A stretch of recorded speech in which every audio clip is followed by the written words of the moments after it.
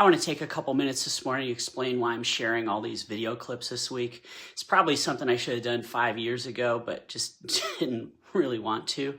I wasn't comfortable then, and I'm definitely still not comfortable. But as you know, most of my career, I've just talked about success and growth and building practices and doing it all really well and doing things the right way.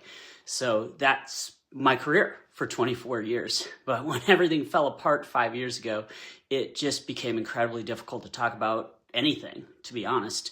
Not because I was necessarily hiding, but because it felt like I was standing naked in front of the world, and it was embarrassing, and it was just too much. But over the past few years, I've tried a few times to tell my story publicly, but I've just never had quite the courage to do it.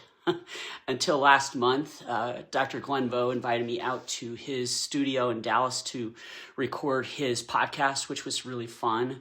But then he also gave me the studio and introduced me to his amazing videographer, Derek, so that we could record some content, which is always kind of fun to do.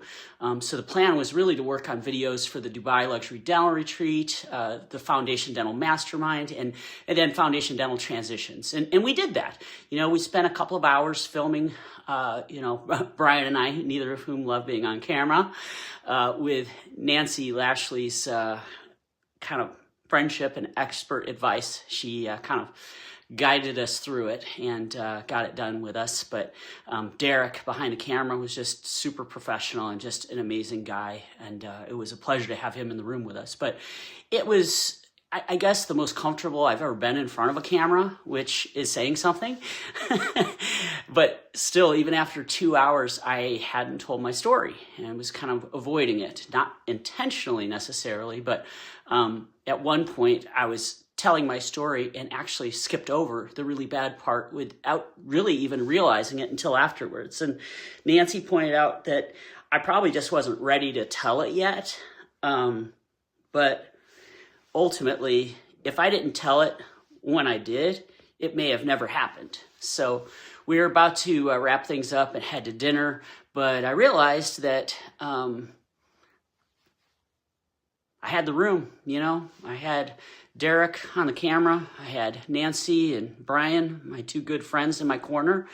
And,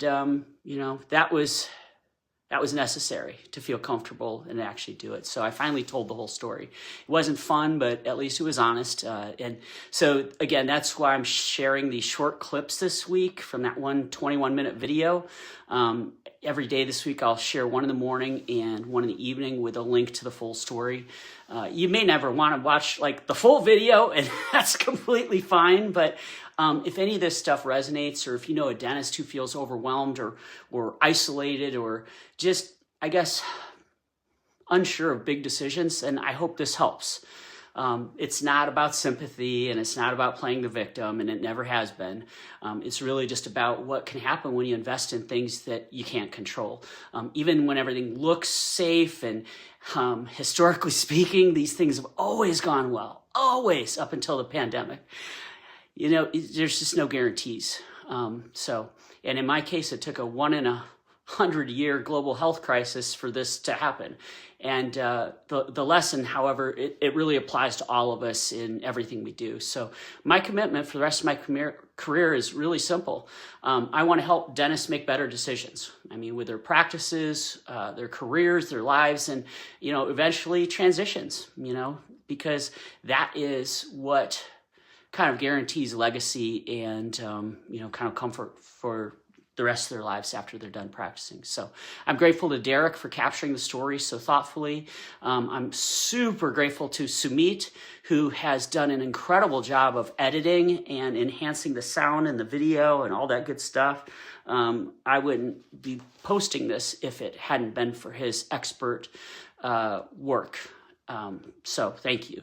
And then Brian, man, we've known each other for 13 years, and thanks for believing in me. Thanks for being my business partner, and then Nancy, hey, 25 years of friendship, and gosh, without your I guess, belief and guidance, then this wouldn't have happened. So I really appreciate that. Thank you so much. And, I think that your help is something that's going to make it a big impact on the industry. So, again, if this resonates at all, you're not alone.